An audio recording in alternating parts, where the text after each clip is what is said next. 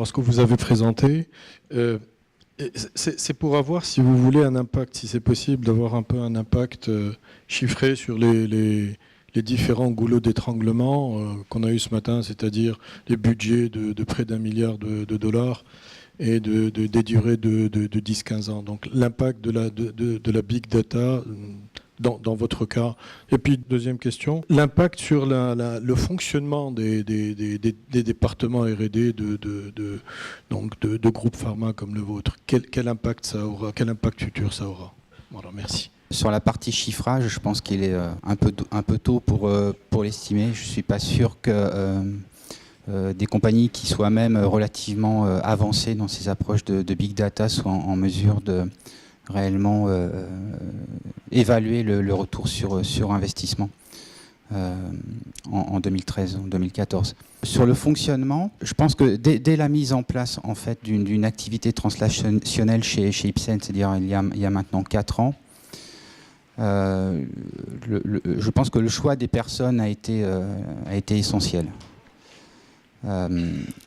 D'une part, donc évidemment des personnes qui souhaitaient travailler les unes avec les autres, qui avaient une vraie volonté de partager leur culture scientifique. Donc j'ai parlé d'une équipe qui était composée à la fois de médecins, de chercheurs, de statisticiens, de bioinformaticiens. Alors ça s'est fait quand même un petit peu d'une manière dirigée, c'est-à-dire qu'au départ un groupe, une organisation, si vous voulez, a été constituée.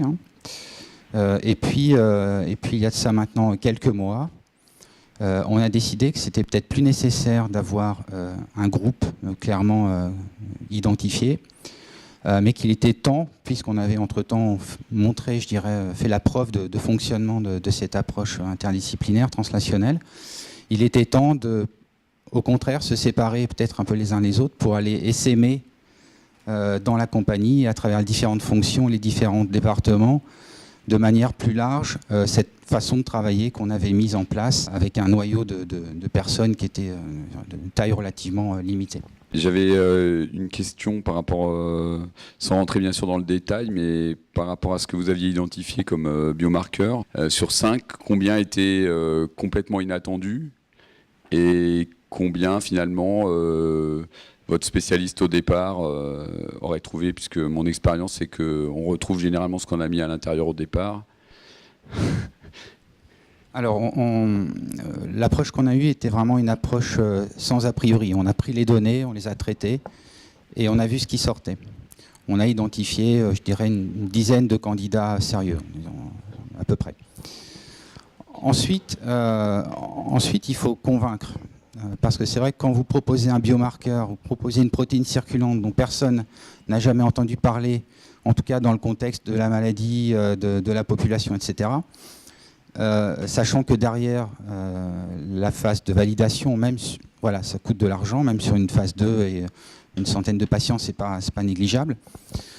Donc je pense que pour la mise en œuvre de ces approches, mieux vaut choisir des candidats qui sont à la fois relevants d'un point de vue analyse sans a priori, et il se trouve que on en trouve qui sont pertinents par rapport à ce qu'on connaît déjà dans la science biomédicale, dans le domaine des experts. Donc évidemment, dans ce cas-là, on va se focaliser sur cela en priorité qui finalement arrive à convaincre un petit peu tout le monde, quoi.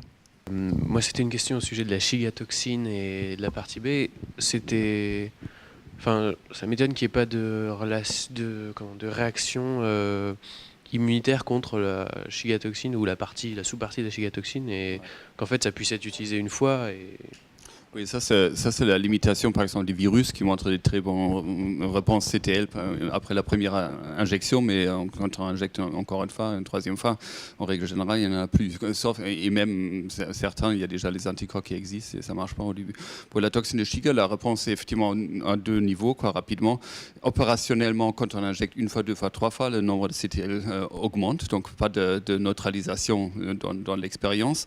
Et chez l'homme, puisque la toxine de Shiga Shiga est produit chez les patients atteints de syndrome hémolytique urémique. Donc il y a plusieurs études publiées qui ont cherché des anticorps contre la toxine chez les patients quand on savait que la toxine circule. Et on en trouve très peu contre la sous-unité A et pas du tout contre la sous-unité B. Donc son absence, quelque part, son faible immunogénicité est notoire dans le domaine, bien qu'avant qu'on se lance là-dedans. Elle n'est pas expliquée au niveau moléculaire, mais ça nous arrange dans le contexte hors toxine à proprement parler. Ouais. Ma question, c'est à M. Gonzalez. C'est le rétablissement des canaux biliaires. C'est d'une façon irréversible déjà ou pas? Il faut maintenir le traitement, je veux dire. Les canaux biliaires sont présents chez les malades, c'est juste la protéine qui n'est pas au bon endroit. Et donc pour le trafic, je veux dire, ouais. Le rétablissement. Non, il faut maintenir le traitement. Enfin, en tout cas, sur les 4 malades qu'on a traités jusqu'ici, certes, en fait, un des problèmes que je n'ai pas soulevé, c'est la présentation du médicament. En fait. Un malade adulte doit manger 20 gélules le matin et 20 gélules le soir. Et donc, parfois, il manque un peu d'appétit. Et on a constaté une réaugmentation de la cholestase clinique et biologique quand les patients s'arrêtaient. Et parfois, ils rappellent en disant, au bout d'un mois, finalement, j'aimerais bien le reprendre. Donc on a le sentiment qu'il faut maintenir le traitement. Et j'ai pas compris, vous êtes à quelle phase? Là, c'est vraiment une phase clinique? Il y a 4 malades traités. Et donc, le temps qu'il vous reste pour la mise, s'il y a d'autres développements sur le marché, ça prend combien, par exemple, entre vous? On n'est pas dans une démarche nous, on fait de la recherche clinique ouverte sur des malades niches qu'on prend en charge depuis des années. S'il y a des partenaires intéressés, très bien, mais pour l'instant, on n'a pas eu de sollicitation. Et votre démarche, est-ce que ça peut être extrapolé à d'autres ABC, comme par exemple la mucoviscidose? Je pense que oui. Et ça a été fait d'ailleurs dans la mucoviscidose avec un peu moins de succès. Moi, mon hypothèse, c'est que comme ce sont des traitements donnés péros, je pense qu'il y a une concentration du médicament au niveau hépatocytaire un peu plus important. Et je pense qu'on a l'organe peut-être à succès dans cette histoire. Et donc, effectivement, il existe d'autres PFIC de type 1 et 3 qui sont d'autres transporteurs canaliculaires qui sont altérés. Il y a des data in vitro qui suggèrent que le 4-phénylbutyrate pourrait avoir le même effet chez les faux sens chez les malades qui présentent des mutations faux sens dans ces maladies. Donc c'est peut-être la prochaine étape. Voilà, mais il faut à la fois avoir les malades non greffés encore. Enfin, il y a très peu de malades candidats potentiels, en tout cas dans ces maladies-là. C'est une question pour M. Johannes. J'ai vu passer rapidement dans une de vos dernières diapos, l'idée qu'il y avait un essai clinique dans le cancer du sein. Vous pouvez en dire plus sur la phase, le financement Oui, j'imagine que c'est pour booster la réponse immune contre les antigènes tumoraux. Ouais. Oui, donc je disais qu'un financement a été obtenu. Donc actuellement, le process a commencé. Donc la production GMP a été initiée. Le financement vient d'un investisseur nord-américain, canadien, qui est à ce stade, donc il finance l'ensemble. Bon, bien sûr qu'on espère derrière trouver après d'autres investisseurs qui permettront d'épauler cette source. Mais donc voilà, donc on est encore au début, mais on a franchi, disons, l'étape de réunir les moyens qui sont nécessaires pour une production, parce que là, il s'agit d'une protéine, et en plus un conjugué entre antigène et protéine, donc on parle quand même de plusieurs millions d'euros pour cette phase de production. Donc c'est un investissement en dehors de toute industrie pharmaceutique, c'est quelqu'un coup de cœur qui investit. Oui, dans ce cas-là, effectivement, c'est pas quelqu'un du domaine, c'est quelqu'un qui cherche avec son argent faire autre chose que ce qu'il faisait avant. Ok, merci. Mais bon, c'est peut-être merci pour la question, parce que finalement, il existe différents moyens de financer ce type de projet. Les investisseurs, tout le monde en connaît, mais ça se limite pas forcément à ça. À l'Institut Curie, Marie Dutrex, par exemple, elle a pu amener en clinique un projet sur des inhibiteurs de la réparation de l'ADN, qui est qu'elle a réussi avec des business angels en France, qui est moins cher que le nôtre. Donc c'est possible. Mais c'est vrai qu'en même temps, dans l'espace nord-américain, il y a quand même plus d'argent disponible pour ce type d'aventure qu'en France ou qu'en Europe. Donc ça vaut le coup d'aller au-delà des frontières nationales. Merci, bonne chance. Merci. Est-ce que vous pouvez nous dire 2 mots des hypothèses quant à l'activité, disons au niveau moléculaire du produit du 4-phénylbutyrate, son effet, par quoi on imagine que ça passe?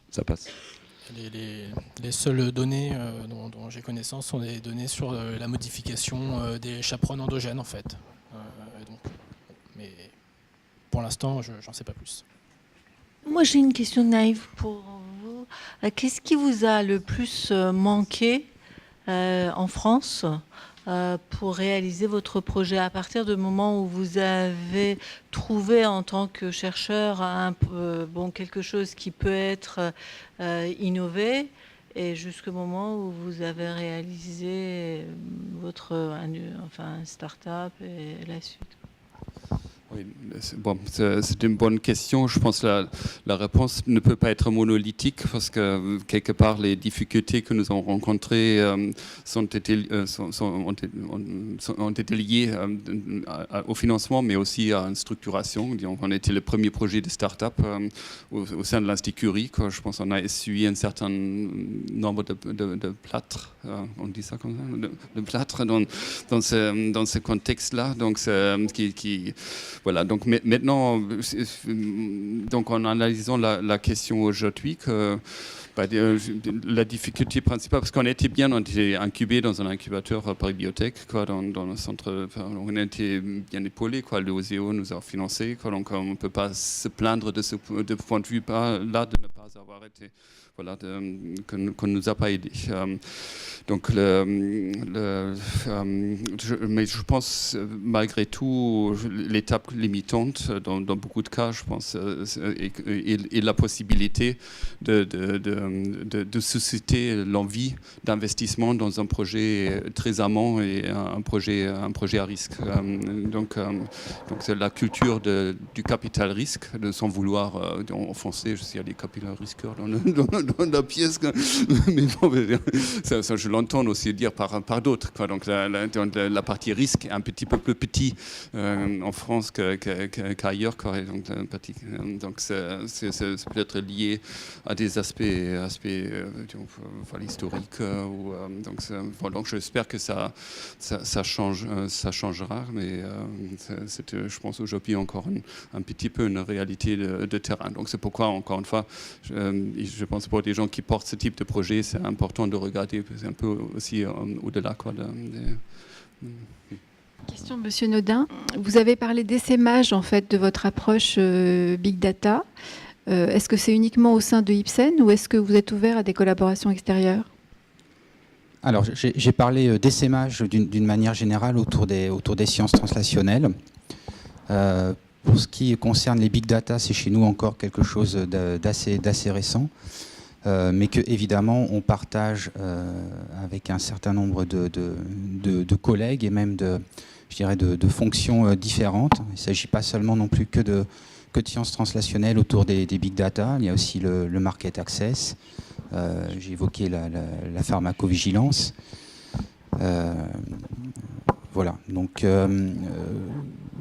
je pense qu'effectivement, dans un premier temps, l'objectif c'est de se faire les dents sur un certain nombre de projets bien délimités, de faire des preuves de concept, et ensuite d'étendre ça de manière plus générale, plus systématique à l'ensemble de nos projets. En termes de collaboration, on a évidemment des collaborations scientifiques avec des centres hospitalo-universitaires qui sont projets orientés ou maladies orientées.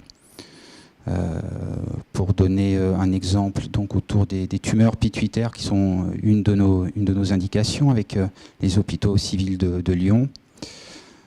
Autour des tumeurs neuroendocrines avec le Dana-Farber Cancer Institute. Voilà deux exemples. On a publié l'année dernière une approche qu'on pourrait qualifier aussi de big data autour de l'étude génétique de patients atteints d'ISS, donc de petite taille idiopathique, au cours de laquelle donc, on a séquencé partiellement l'exome de ces patients et on a cherché à identifier une population contrôle en utilisant les SNP de manière à avoir des populations qui vraiment contrôlent, qui matchent en termes d'ethnicité notre population de patients. Voilà, donc c'est un autre exemple.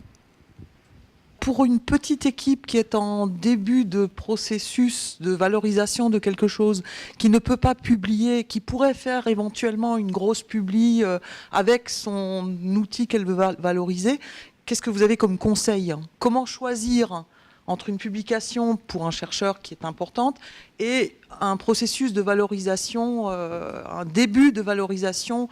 Comment fait-on le choix entre ces deux choses?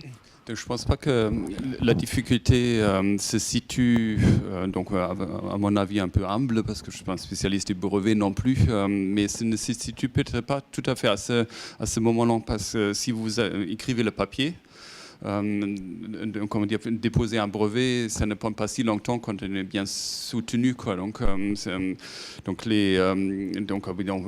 la limite, en 3 semaines, vous pouvez déposer les brevets, que ça ne retarde pas vraiment. Donc c'est possible quand vous êtes bien soutenu. Il y a peut-être des structures dont ça prend un peu plus longtemps, mais bon, on espère que ça évolue aussi pour pouvoir répondre à des urgences, quoi.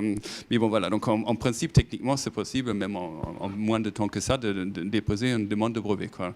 Alors, donc après, la question, évidemment, quand c'est publié, le compteur est un peu enclenché, quoi, mais c'est un peu relatif aussi. Notre brevet remonte en 97, donc on est déjà quand même... donc le compteur, il tourne depuis un bon moment, là. Donc malgré tout, nous avons pu avancer. Donc il ne faut peut-être pas être trop stressé par cette question aussi.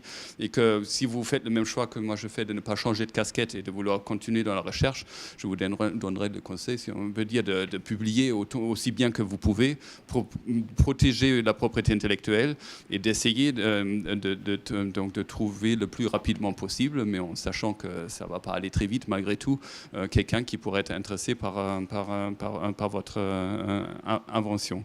Donc c'est vraiment, je dirais, à partir du moment où le brevet est déposé, c'est là où les choses se corsent, parce que c'est maintenant où vous devez trouver dans des délais qui dépendent aussi de l'organisme chez qui vous êtes, qui peut être, bon, jusqu'à 18 mois, c'est pas très cher, mais après, les prix d'un brevet augmentent de façon sensible, quoi. Donc ça, il pourrait y avoir le risque que l'organisme ne souhaiterait pas continuer de payer ses frais s'il n'y a pas d'un signe d'un intérêt quelque part pour aller plus loin.